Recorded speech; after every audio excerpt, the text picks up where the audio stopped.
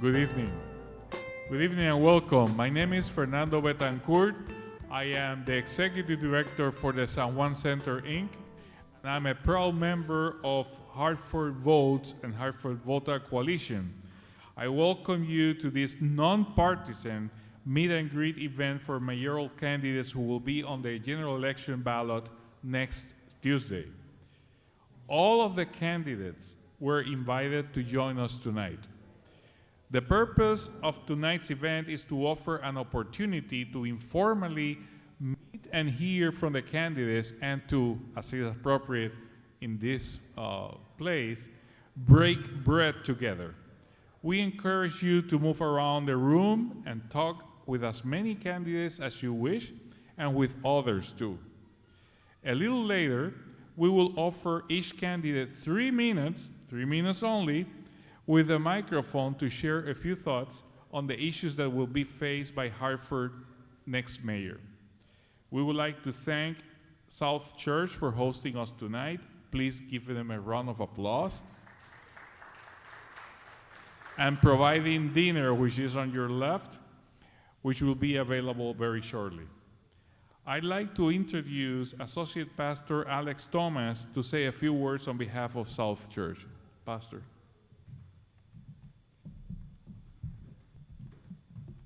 Good evening, everyone. How are you feeling?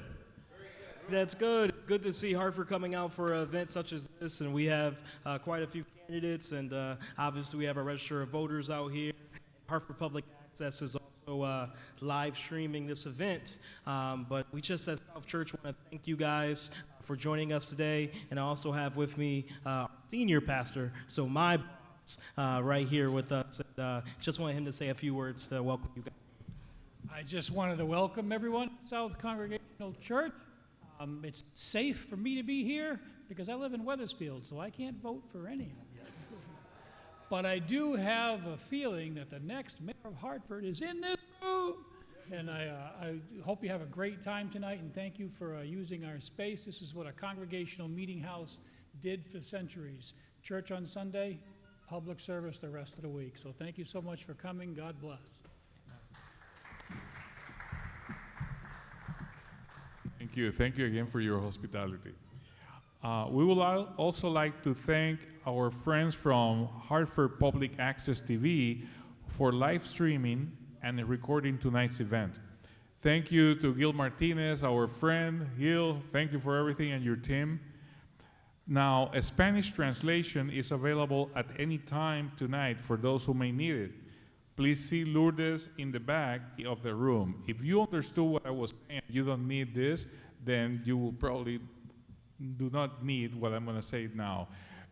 Cualquier traducción para cualquiera de los candidatos está disponible. Tenemos a Lourdes aquí para hacerlo y yo también puedo traducirle si hay alguien que necesita la traducción en español. Before we hear from the candidates, I would like to introduce Gigi Feliciano, the Democratic Register of Voters for the City of Hartford, to talk briefly about the ballot for next Tuesday.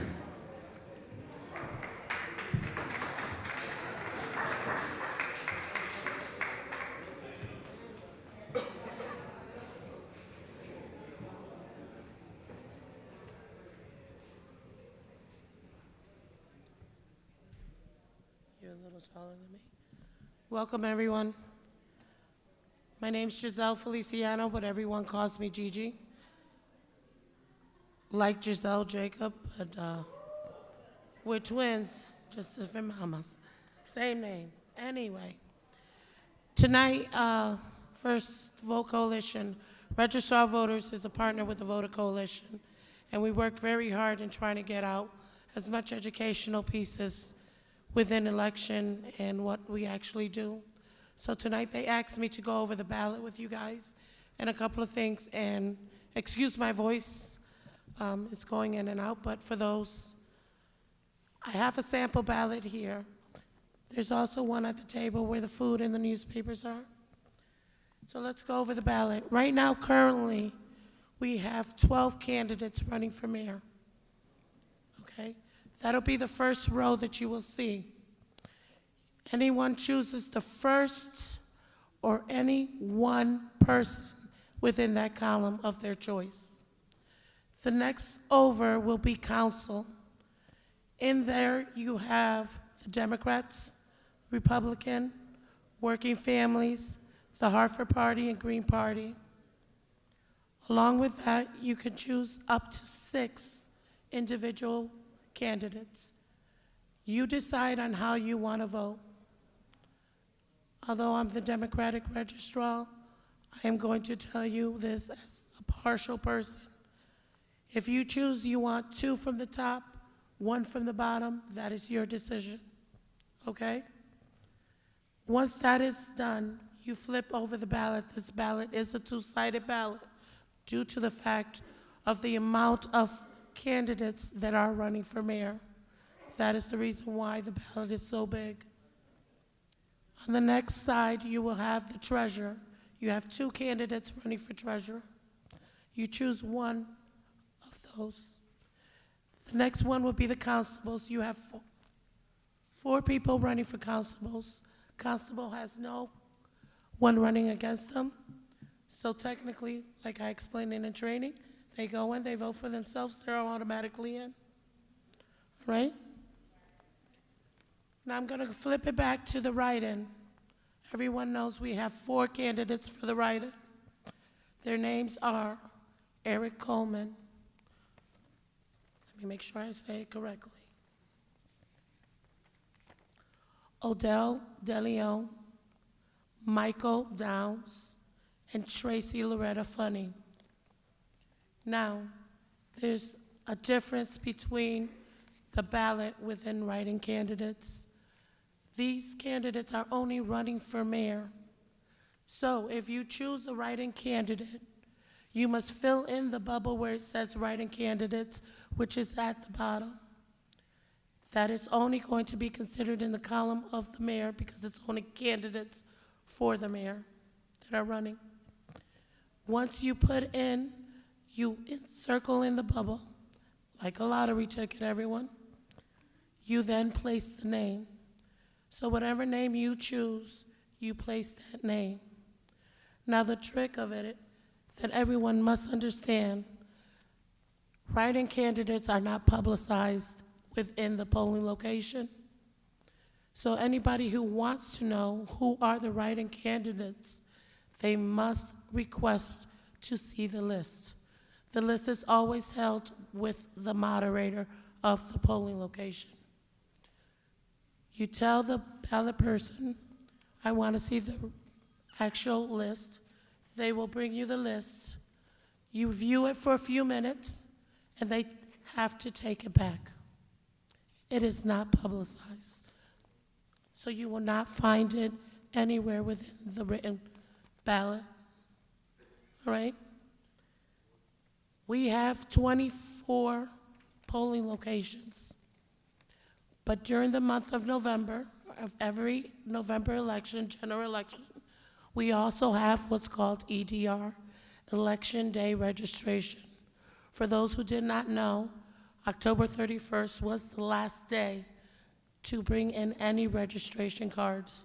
From here until Monday noon, anyone can come into our office and register in person, but they must be the person with that registration card name. On Tuesday, in City Hall in the atrium, we hold EDR, Election Day Registration, and not everybody can go in, and this is why I'm going to explain it to you.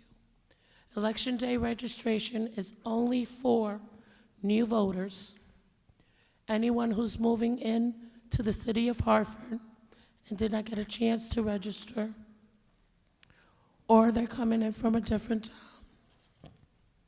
That's the only way you can go in and vote on the day of election at City Hall. If by chance you go there and we see that you are in the Connecticut voter registration system and you are registered in a different polling location, we will send you over to that polling location. Now, when marking the ballot, it's like filling out the bubble in a lottery ticket. Many people put X's, many people put check marks, or just a dot. the ballot will not go through. So if a tabulator tender tells you you have to go back and redo your ballot, follow the directions. So if you have constituents out there, please let them know that. You can request to redo your ballot many times. Okay? Yes, sir. Mm-hmm.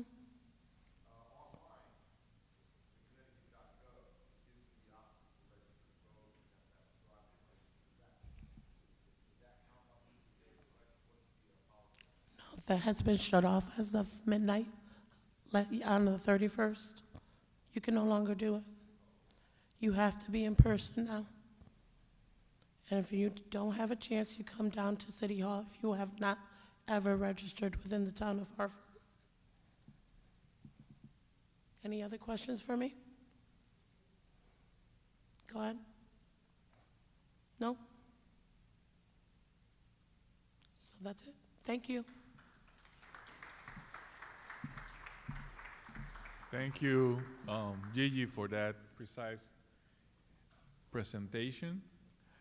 Now you're going to hear from the candidates, but before I do that, let me tell you, on behalf of the Hartford Vota Coalition, our gratitude to every candidate for you to serve in that fashion, and we know the sacrifices to your family. There's almost no more noble endeavor but for public service. So thank you, all of you, for what you do. I will introduce each candidate in alphabetical order by last name. Each candidate will have 3 minutes to speak.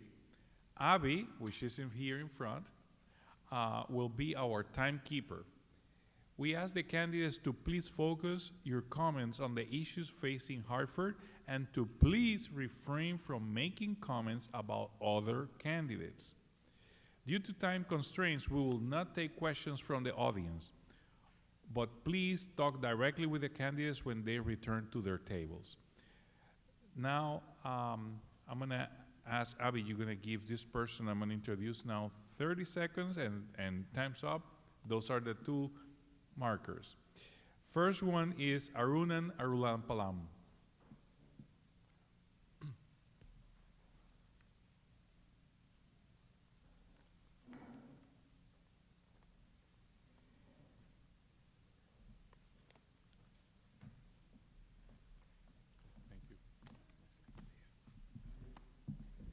Hey guys, thank you for being here. Thank you to Center Church for hosting us tonight in this beautiful historic building. And to Alex and Pastor, I don't know if you're still here, but thank you guys. Thank you to Fernando and the organizers. I appreciate this opportunity. Many of you have seen us at a number of forums, have heard all of our some speeches, our talking points. You know enough about me and my background, I think, at this point. You know that I really care about rebuilding and investing in our communities and commercial corridors and rebuilding small businesses and investing in housing and housing that leads to home ownership to create generational wealth in our communities, dealing with quality of life issues that impact all of us as Hartford residents, having safe spaces for our kids to go to after school. So instead of repeating that, I'll say this. We are 5 days away from an election, and on November 7th, the city's going to pick a mayor, and all of us are here because in some form or fashion, we care about the city and the future of this city and what happens in this city. And I'll talk about one issue that I probably haven't talked about at forums like this, which is the silos and the divisiveness that I think drag our city back. We have so many incredible people in the city with so many great ideas, and I think we've seen that from so many of the folks on this campaign trail. And we disagree from time to time, we have different ideas from time to time, but all of us care about the future of this city. But as a city, as Hartford, we will only be as strong as we are united. We will only be strong if we can see the strength and the beauty and the power in each other and reach out across lines and build one unified voice, one unified coalition as a city. And so my hope is that however this campaign goes, at the end of the day, that we can come together as a city, because it is, for too long, we have been pitting disempowered communities against disempowered communities. And that is no way to build a strong and bright future in our city. All of us have such an important piece in what this city looks like. All of us have such an important piece in the future of this city. And my hope and my prayer for this city is that we can work together, that we can see the humanity in each other, that we can see what is possible if we use our strengths together, and that we can build a unified city together. So thank you guys very much. I appreciate the time.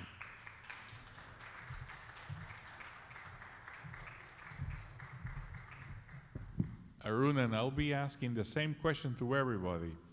If you are elected, do you commit to returning to our future events to talk with us about your progress as mayor? Okay, this is being taped. You heard it here. Next candidate is Giselle Jacobs. Giselle?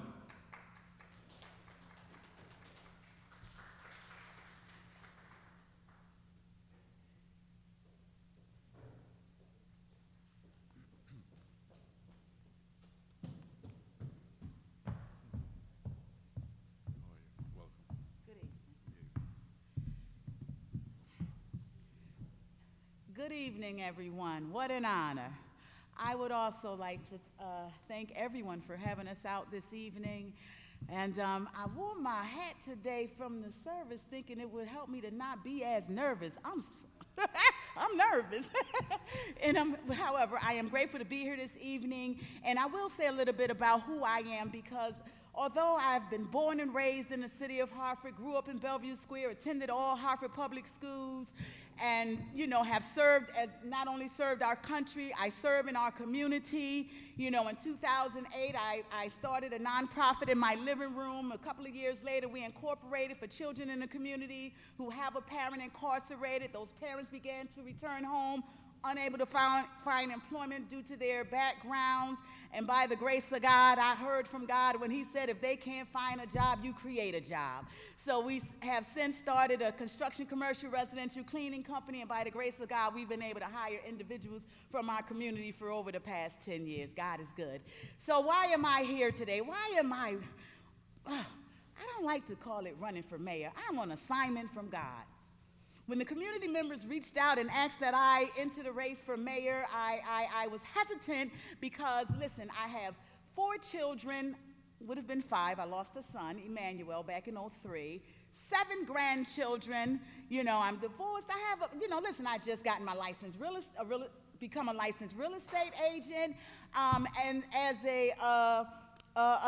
with the desire of assisting more individuals from our community become homeowners. It's a path to generational wealth, and so what I'm trying to say is my plate was full. However, we saw a need. We saw a need for change. Some of us call the definition of insanity as doing the same things expecting different results. And there are citizens in our community who are desperate for change. And they reached out to Giselle Gigi Jacobs for that change. Look at God.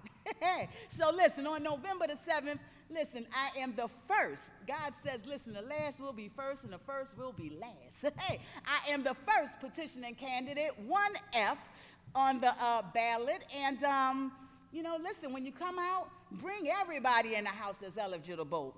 18 and up. Let them all know we have to vote. Folks bled and died for us to have the right to vote, so let's come out and vote. That's our power. That's our voice. Section 2 of the state of Connecticut Constitution tells us that all political power is inherent in the people, and all free government is founded on their authority, instituted for their benefit, and that they shall have at all times an undeniable, indefeasible right to alter their form of government in such manner as they think expedient. So let's come on out and exert our power. Come on out and vote, please.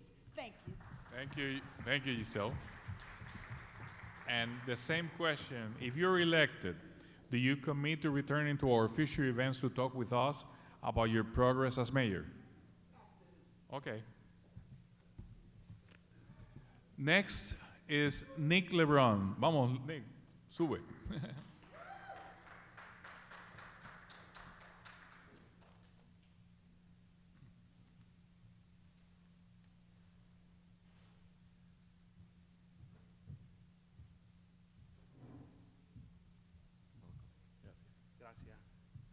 Gracias, Fernando. Buenos días, mi pueblo. Yo me llamo concejal Nick Lebrón.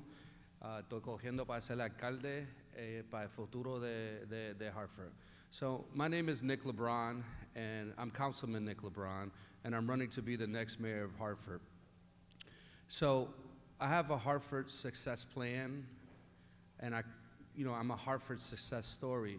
You can learn more about the detailed policies at lebronforhartford.com. I'm on row 1G. What I want to tell you and what I want to express, and we could talk more about it when you come to my table, is that my background is twofold that I want you to really feel. And the first one is that I have the professional experience. I've worked my way up through politics.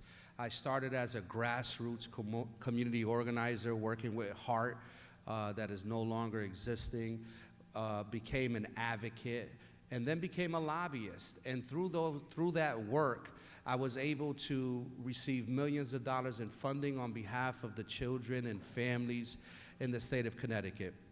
But why I decided to run for council was because I was constantly challenged by barriers in terms of getting things that the community needed.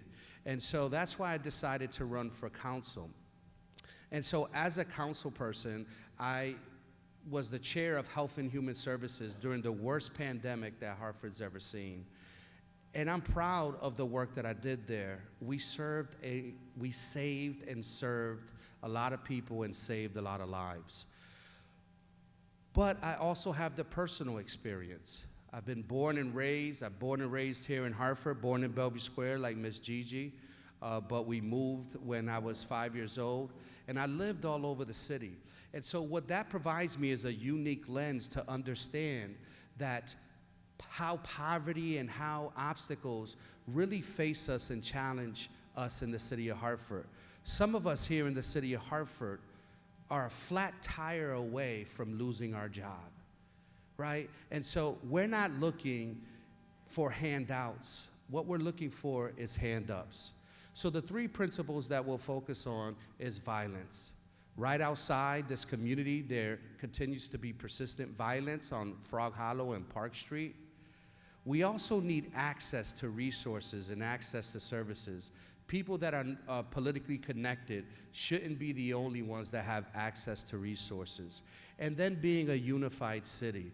I agree, we need a unified city. And myself, being a North End Puerto Rican, yes, we exist. We're able to cross those lines, and I'm able to have a conversation in Spanish and be able to go to North End. So thank you so much for this time and this opportunity to South Church. So Nick, you know the drill. Si sales electo, ¿te comprometes a venir a cualquier actividad en el futuro que nosotros organicemos? Si tiene pizza y salada, voy a venir. So if you have pizza and salad, I'm more than willing to come back. I take that as a yes.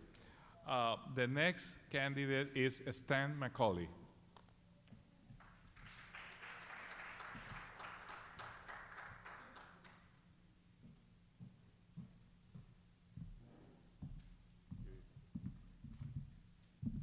Caught me by surprise.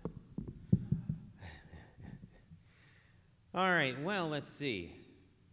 I know everyone in this room, so I'll speak to the people that are at home.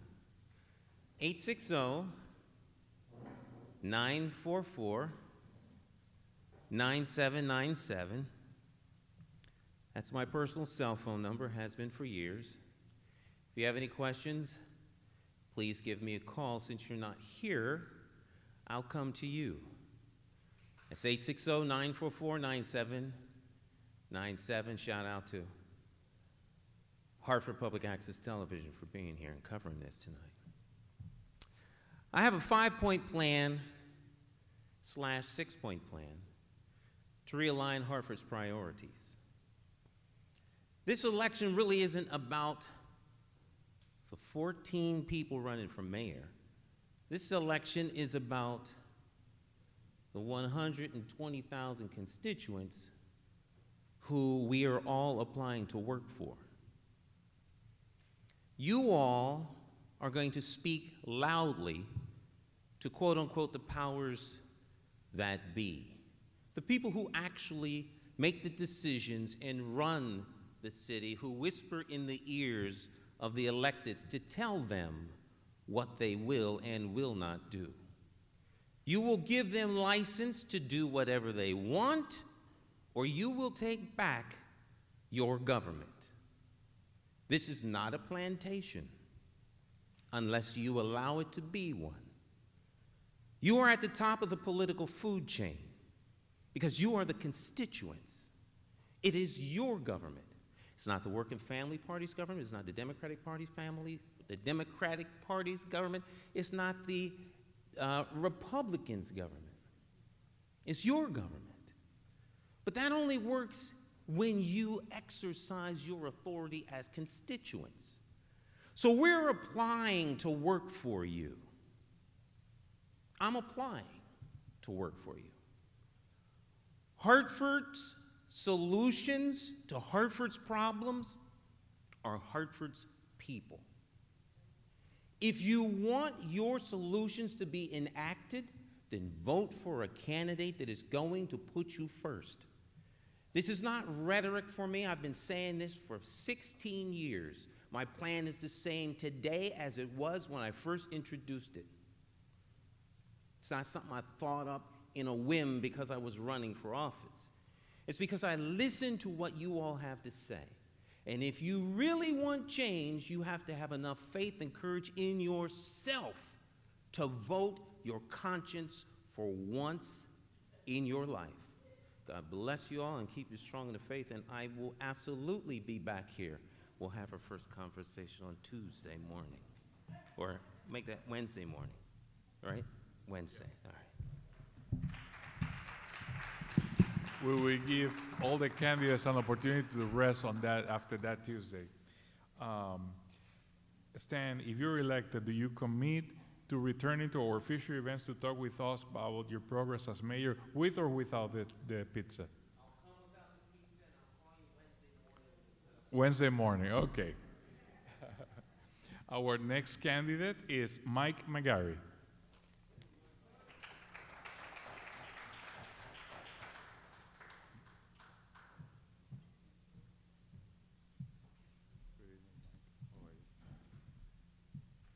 Yeah, I'm Mike McGarry, the Republican candidate for mayor, and I get a little more specific than the other candidates. I'm most concerned right now that Hartford has lost its sense of order. You can see it from the idiots that drive by you at twice the speed limit. You can see it to the people that run through the red lights, the people that shoot, the people that make a mess, the store owners who don't keep the fronts of their stores nice, the homeowners who let weeds grow. We have to change that. The mayor, whoever he or she is, should be the bully pulpit, should be out there every day looking to see what's wrong and fixing it. The wall building across from Aero Drug for 3 years has weeds and rotten plywood right on Farmington Avenue across from Aero Drug. That shouldn't be. It's up to the mayor to say to whoever is a particular L&I or Public Works, we can't take that, fix it. The mayor should say to the owners of these properties, look, are you gonna be my friend or are you gonna not be my friend? And make sure they understand what not be my friend means. That's gotta be the #1 job of the mayor, to bring back our sense of order. Now, we have another problem, our grand list. Now, you know what the grand list is. That's a list of taxable property. We collect about $300 million in taxes as a city. We're in danger now of losing 10% of that with the closing of offices. We can see, if you look ahead a little bit, the loss of $30 million by closed offices. That's 6 mills. How do we replace that? That's the job of the mayor too. It's a very difficult job. Now, what I've been thinking about, all the different factors. Yes, we need more houses. Yes, we need more small businesses. But quite frankly, they don't add up. What we need to do is create Hartford, as we once were, not too long ago, as a visitor city. Now, what has West Hartford done? It has created all those restaurants, and now West Hartford's booming. Offices go to West Hartford, new apartments popping up all over the place without any subsidies. We have to struggle to do those things. Now, I think we have to have a visitor-friendly city. We don't have it now. Here's the proof. This little town that was just in Scotland, this little town of 1,300 people has a wonderful business map of the city. This town lost its mining, lost most of its forest, lost a lot of its agriculture. But it's a booming town because it's a visitor-friendly town, and there it is. Do you realize there's not one map available of the city of Hartford? There's a little real estate map you can get once in a while, but there isn't a promotional piece for the city of Hartford anywhere. So if I become mayor, we'll be a visitor-friendly city. Thank you. You gonna ask me the story? Oh, do I get the same question? Absolutely. If you're here, if you're elected mayor, do you commit to returning to our future events to talk with us about your progress as mayor? I think you'll be tired of me by that time. Yes, I will.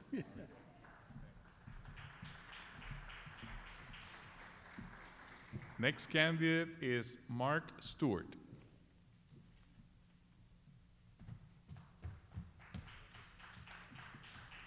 Thank you. Eric will have to readjust. So hello, Hartford. Thanks for being out here. I'm going to get to the big issue last. I'd like to address something that I hope you're aware of, but let me accentuate this. This room has 5 very good candidates. Last month, I was in New Hampshire with exactly 5 presidential candidates. The 5 here hold their own, okay? Arun and Giselle, Eric, Mike, Stan, Nick, hold their own with presidential, and all in Hartford. And hopefully, they will all serve one another in one mayor's administration, because Hartford will gain by it. The very talented Hartford also needs talented civilian stuff. You are in that category by just being here. But I think you need to enlist 5 more people. Be viral. Seem to go away. Be viral about who you bring into activism. And please recognize that the best government is often one that doesn't do much from government. I'm on the liberty left. Liberty-minded people know that individuals and private organizations do better for this city than commands from on high. Look, what did commands from on high get us during COVID? Your inability to see grandma, your inability to work where you want, your inability to attend church. This church was closed down by imperious government officials. And that's not just Hartford, it was almost every urban area. But it's more than just COVID. Governments tend to restrict your freedoms, your inability to choose a public school. That's a government thing. You got to win a lottery to be in a very good school. They're forcing of many to take hours of courses in order to just braid hair. They're cutting down on liberty. The big issue, I think it relates to this. It's activism. There's not enough of it.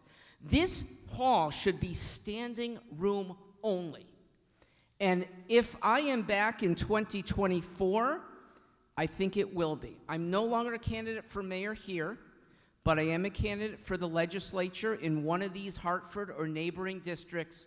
Look for me that way at stewartforhartford.com. Thank you all. Thank you, Mark. And again, if you're elected mayor, do you commit to returning to our future events to talk with us about your progress as mayor? I'd rather, yes, I'll come. Let people talk about my progress as mayor. Then it's authentic. If I do come instead of pizza, I'm Jewish. How about bagels and lox? Thank you. And this is a perfect segue. I'm sure that everybody agrees with what he said about the candidates that are already presented. However, they are not the only candidates. So now I'm going to proceed to give the opportunity to those who are write-in candidates. And the first candidate I'm going to call is Eric Coleman.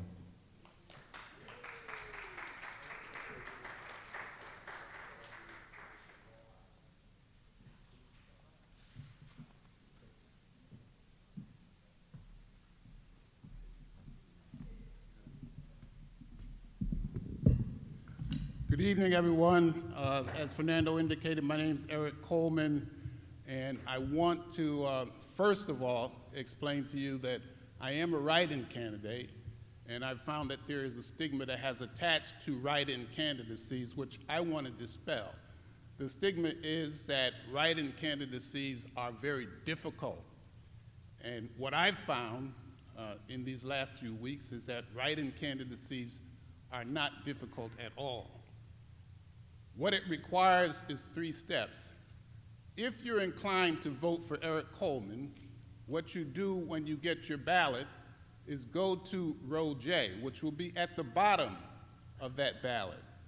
Find box 1J, fill in the bubble at box 1J, and then write my name in box 1J. You can either write Coleman, you can write Eric, or if your penmanship is steady enough, you can write Eric Coleman in that very tiny box.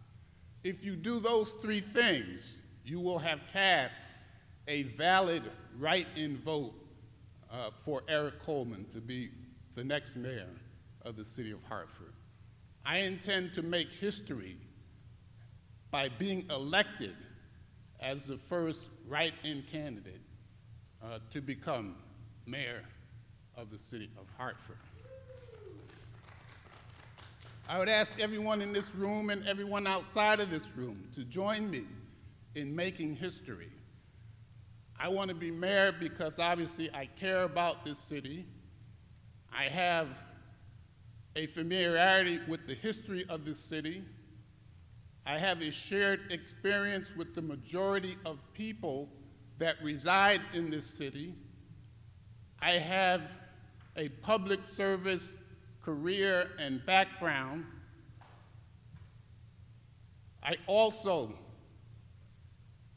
have public policy proposals that address the needs and the concerns of the city of Hartford. Among those public policy proposals, they are written. You can find them, you can access them on my website, which is www.colemanforhartford.com.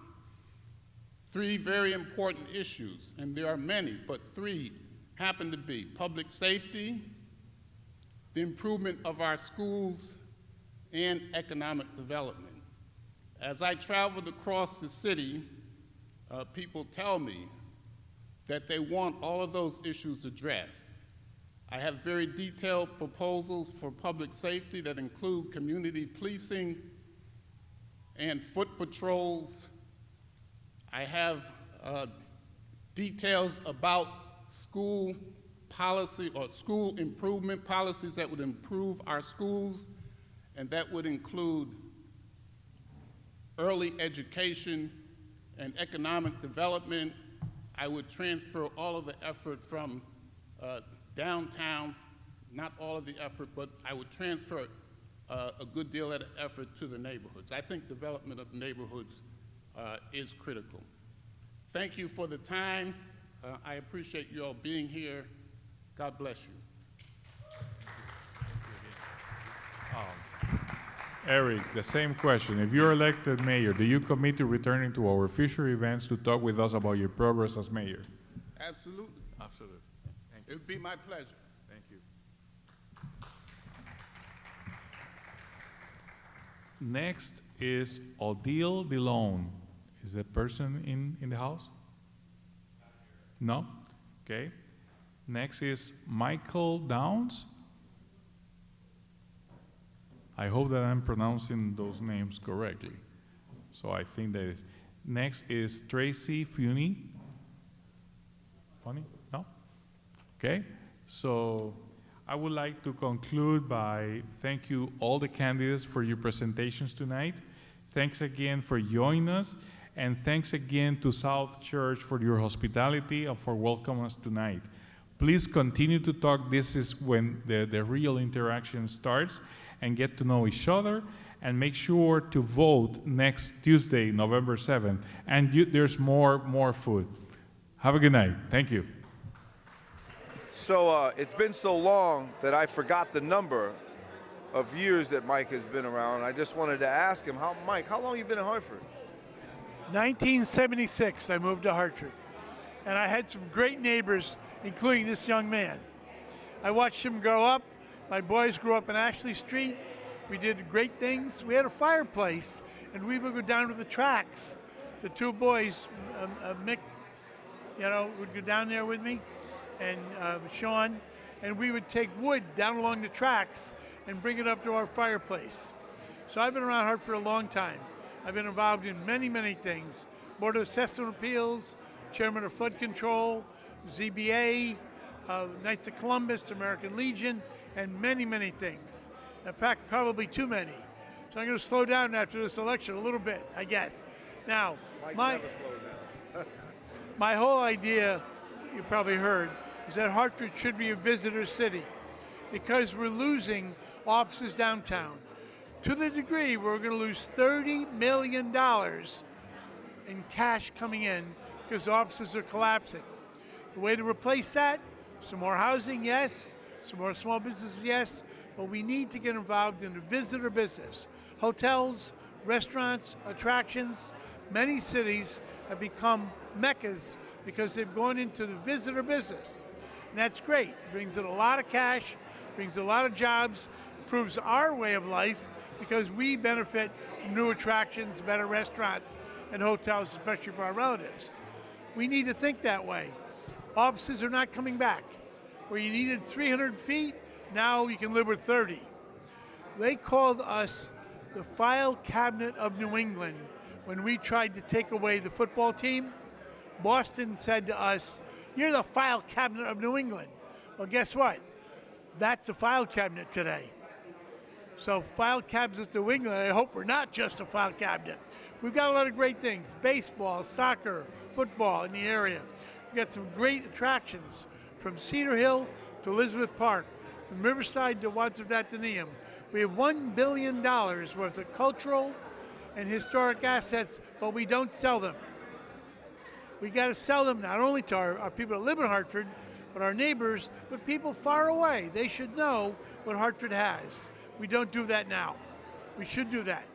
We should do that in a big way.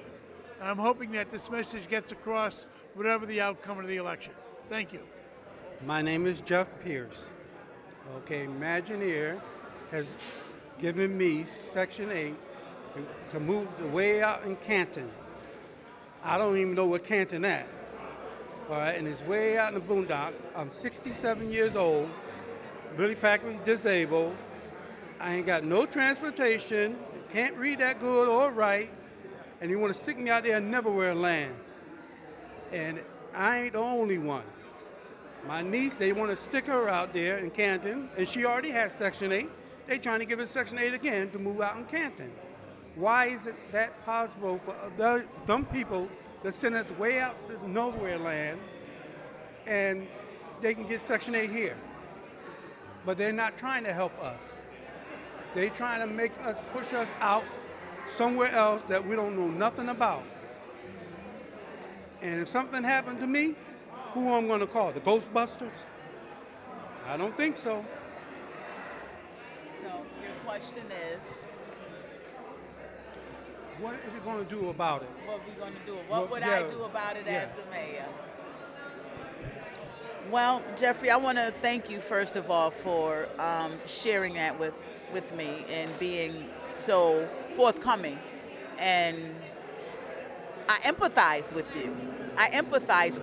You know.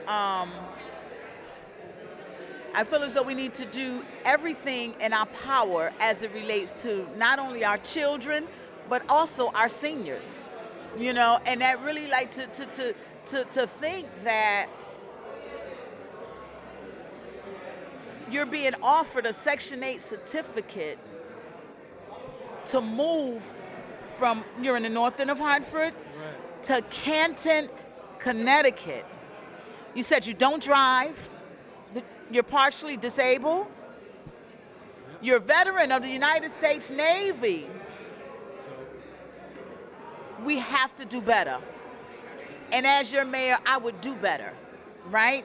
I would do better. It would not just be, you know, you're receiving something in the mail offering you Section 8 in a, you know, several towns over and you don't drive. You would know that if you were to have an issue, whether it be that or any other issue that could disrupt your livelihood, you would know that you can come down to City Hall on any given day and that door is going to be open, right? You won't have to call 311. You understand? That door would be open and you will have a mayor that's going to be concerned enough to say, listen, you're obviously in need of Section 8, which is why you were on the list to receive the letter that you received, right? So you're obviously in need of Section 8. As a matter of fact, we here at City Hall, we have subsidized subsidy certificates, Section 8 certificates. So if the one at Imagineers doesn't work for you, we'll need to see what we can do to assist you on our end. You understand? They're, to my understanding, they're a federal, they get, you know, federal funding, federal Section 8, but the city of Hartford has subsidy, right? Right now, currently, our current mayoral administration is offering subsidies to these wealthy developers who they're giving properties to through the Hartford Land Bank, and they're subsidizing those buildings, similar to the building on Homestead Avenue where the rent is $1,900. We can't afford $1,900. So we're researching whether or not the individuals who desire to live there are going to receive some of those subsidies in order to afford. Because affordability doesn't necessarily mean that we're able to afford it. Affordability can mean the people who are able to afford a $3,000 one-bedroom downtown, right? So no, what we're not going to do is we're not going to we're going to put our seniors first. We're going to put all of our Hartford residents first. You understand? You won't have to sit back and wonder whether or not you can get some help at 500 Main Street when you have a situation like that. Because what conditions are you living in right now? Poor. Give me an example. Like my basement. Uh-huh. You can see the tub, toilet. What do you mean you can see the tub and toilet from the basement? If you go in the basement, that's what it is. It's so cold, you can look up and see the toilet, you can see the tubs, the windows, the heat goes straight on out the door. I turn my heat up to all the way up to the fullest and gotta close the door just to stay warm, and the rest of the house still be cold. So you're choosing between remaining where you live at, where you can look from the basement up through your, so if you can look through the basement, the other tenants in the building can look up into your bathroom also?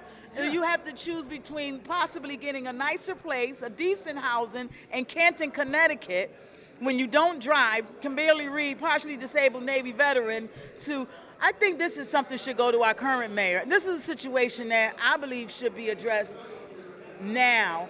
And I apologize if we took too long, but I'm hoping these is just not about effects and about helping the people that are in most need. So if you're out there and you're listening, this would be somebody who would be a prime candidate to get the help they need, like right now. So if you become mayor of the city of Hartford, one of the things that we're suffering from in the city is blight. You know, you have slumlords that comes in, buy up all our properties and sits in them and do nothing. As a mayor, what would you do to make sure that these slumlords are addressing, not sitting on their property, but developing up their properties to make them become tax-paying property? What would you do? That's a great question. Do you want me to hold this? Yeah. So, look, we've talked about this before. One of the issues we've got a lot of enforcement tools already to go after those who have blighted properties. We've got this blight ordinance at the city that based on authority from the state, we can go after somebody, fine them up to $100 a day for that blight, and eventually, if we rack up enough fines, put a lien on their property and foreclose on the property. And I think we've got to intentionally target those slumlords who are taking advantage of properties, who are the out-of-state slumlords who aren't doing anything to their properties, and try to hit them at every property where we see them doing that. what I would like to do is go to the state and see if, for some of those bigger properties, if we can make those fines a little bigger. If it's a house, if it's a single family house, $100 a day makes sense. But if you're taking over a large piece of property in a neighborhood, and we've got a lot of those, and people with large apartment buildings, people with large, old schools or churches or buildings that are creating real problems, we should be able to find them more. And so I'd like to go to the state to get the authority to do that. And then we've got to staff up on housing inspectors and on blight inspectors to be able to really go after those properties, and maybe on lawyers to be able to foreclose on those properties. And we have this because of the land bank, and I'm at the land bank now, we have this pipeline of Hartford residents who can take over those properties and redevelop those properties, have the skills to do that, and the land bank supports them in that. So we have a pipeline now, if we could take over those properties to get them back into productive use, have Hartford residents take them, build wealth for themselves in our communities as they're redeveloping them, and create new housing and maybe create home ownership on the back end. But we've got to be aggressive in going after this blight everywhere we see it. So, most times Hartford resident doesn't have the whereabout or the financial, to fix these houses. So, so I'm not sure how, is there maybe some federal dollars that you could look for to help these, residents in Hartford? Because let's face the facts, if they don't have the money, they cannot fix that house. So it stay blighted. So we want to try to avoid all those kind of things. Yeah. And again, we talk about not, selling these properties to out of state people, because all they do is sit in it. Yeah. And so we have to decide, because we do not want the city to be landlord to those blighted buildings. Yeah. So we have to really seriously, as a mayor, you'll have to sit with the state and figure out how we do this and how we encourage more Hartford residents to be in charge of these property, and what do we do to help them make sure they become owners of these properties? Absolutely, and the land bank is putting up there's state dollars, there's some federal dollars, but the land bank is putting up their own dollars to allow for the home ownership to exist, to allow for Hartford residents to take over properties and create home ownership. And opening up lines of capital to do that. The other thing I want to do as mayor is create a capital fund using dollars that come from the cannabis bill to create a capital fund within the city of Hartford to allow Hartford residents to start small businesses and invest in home ownership in our neighborhoods, and that's key. Creating that capital there, that's such a barrier to so many people to creating the kind of change that we know can come from within our communities. And so creating that kind of capital is something that I'm currently doing, something I've done at the land bank, something I've worked on at the state and the Lamont administration, and something that I have a real plan to do as mayor. Would you go to Washington and see whether you can get the federal government to get you some money to do all these things? If you put a good plan together, you will get support from federal government. Yeah, and I've gotten endorsements from both of our U.S. senators, Chris Murphy and Dick Blumenthal, and something that I've talked about in both of those conversations is how do we invest in this kind of development. So thank you, and good luck. Thank you. So hello, candidate Nick LeBron. Yes. Okay. I guess you've been handling a lot of questions. There's a lot of topics on the people's minds. Myself being a real estate agent, I just wanted to know how you intend on attacking lowering the taxes possibly and being more transparent with the spending, the budget. How can we be sure that people are going to feel that you're the right person? How are we going to feel safe with your decision making in terms of spending and allocating funds? Yes. Thank you for the question. I think in terms of budgeting at a really high level is two things. It's number one, understanding earmarks. There are over 1,000 earmarks in various departments. So we have to understand those earmarks and look at them more specifically within the departments. What we can do to reduce that is look for grants in those specific earmarks so that we can replace that money and that money can go to the general fund. So I think overall that would be my first approach the initial year. I think overall we all want to see the mill rate reduced. Everyone wants that. But we have to find a way that's sustainable within a city that's only 50% taxable properties, right? So that's the first thing. But I think the second thing is being able to be transparent with budgets. oftentimes we get budgets at the beginning of the year and at the end of the year, and then we have to hope in between. And so the people of the city of Hartford are hoping that it's managed. Well, it's very easy to manage a dashboard. It is very easy to make it transparent. And so what I'll be able to do is do social media to understand the progress and track how we're doing with our spending. You know, it's not that difficult. If large corporations or Fortune 500 companies are able to do it, we could be able to do that with the budget. And what I would subscribe to is that we can even go further. We can be able to use data subsets to track on operational efficiency. So for example, on violence, on crime, on educational achievement, on home ownership. These are all dashboards that we can use. What's happening is that the data that's out there is fragmented, and so we have to coalesce it all for all of us. So for example, you as a constituent wanting to find how are you doing, how is, let's say, Sands School doing in education, you would have to understand and know where to go. We need to make that readily accessible as a city and easier so you can understand. And then in terms of budget is understanding, well, how much money is Sands spending on X or spending on something as simple as school supplies? Why are teachers raising money because they say they have no money when we look at Sands' budget, for example, and they have $10,000 dedicated to school supplies? These are very simple things, and what happens with the budget is that it's submitted and then we don't hear about it till a year later, and the people of the city of Hartford are left to hope and pray that the people are doing right by it, and we need to be more active. Can it be transparent daily? It could be updated daily. I think you need to regularly update it, but I'll give that to the experts and the people that will manage it. They will probably understand how to do it better. But thank you for the question, and I'll see you on November 7th. Hi, Eric. I'm Leslie Mansell, and I wanted to ask you, I heard you speak, and you were speaking about public safety, improving our schools in Hartford, and economic development. So I wanted to ask you if you could touch on a little bit of economic development, and then talk about what is your plan for school, our children. So economic development first. Okay. So as far as economic development is concerned, I think this current administration has focused a lot of attention on the development of downtown. Mm-hmm. You look at the baseball stadium, you look at the convention center, you look at the science museum, and more particularly the increased number of luxury housing units that have been developed for downtown. Yes. I'm not opposed to any of that, but I think the focus of economic development should shift now to the neighborhoods. Yes. Not to the exclusion of anything that should occur downtown, but I think there's ample evidence that the neighborhoods have been neglected for a period of time. And some of that evidence has to do with the flooding problems that exist in the north end, for an example, the sewage backup that has been plaguing residents and business owners for a number of years. And so I think it's time to devote some attention to the infrastructure in the neighborhoods, as well as to create more housing units in the neighborhoods, not luxury housing units, but affordable housing units, or at least market rate housing units.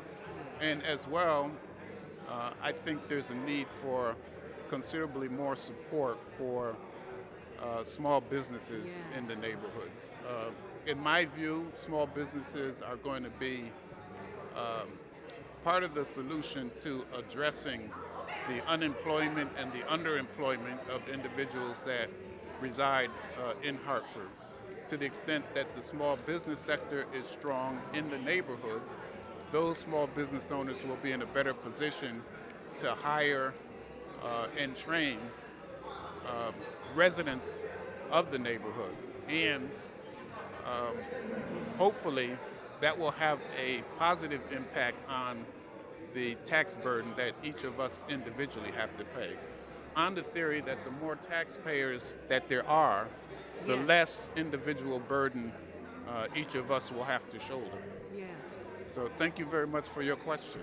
Yes, yes. And I like that you're saying more taxpayers, and I think if we had more, more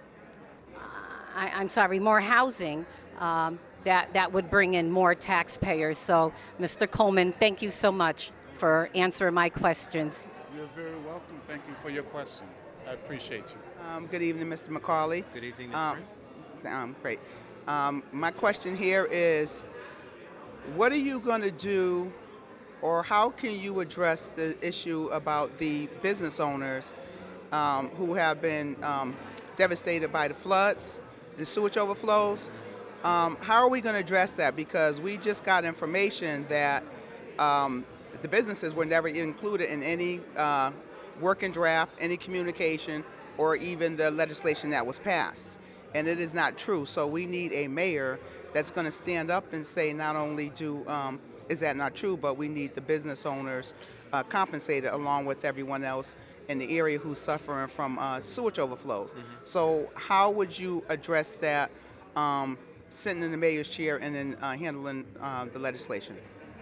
I guess that's a very good question. I guess it was a good question. I was actually in the room where that conversation happened, and as I recall, businesses were included in the conversation. I can't speak to whether or not they were included in the draft, but to your point, business owners are taxpayers, and taxpayers are major contributors to the well-being of the city.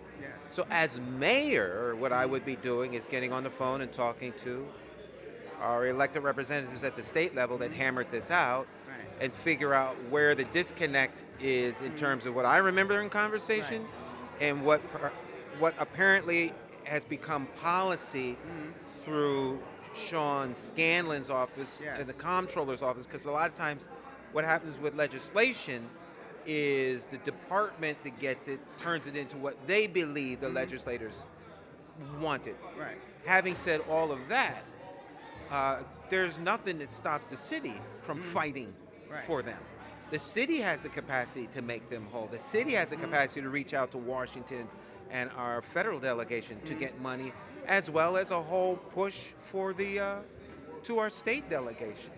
You know, it was sad that in this fight for sewage mitigation and flooding, that most of the Hartford delegation was not in favor.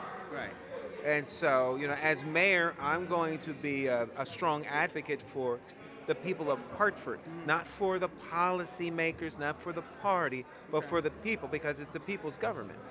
And so that's what government is here for, to help our constituents, whoever they may be. And, you know, I have a heart for the residents as constituents, but without business, you don't have tax dollars. And without tax dollars, you don't have any money to take care of your issues. So it seems counterproductive not to make businesses whole unless someone is benefiting from them going out of business. Okay, great answer. Thank you very much.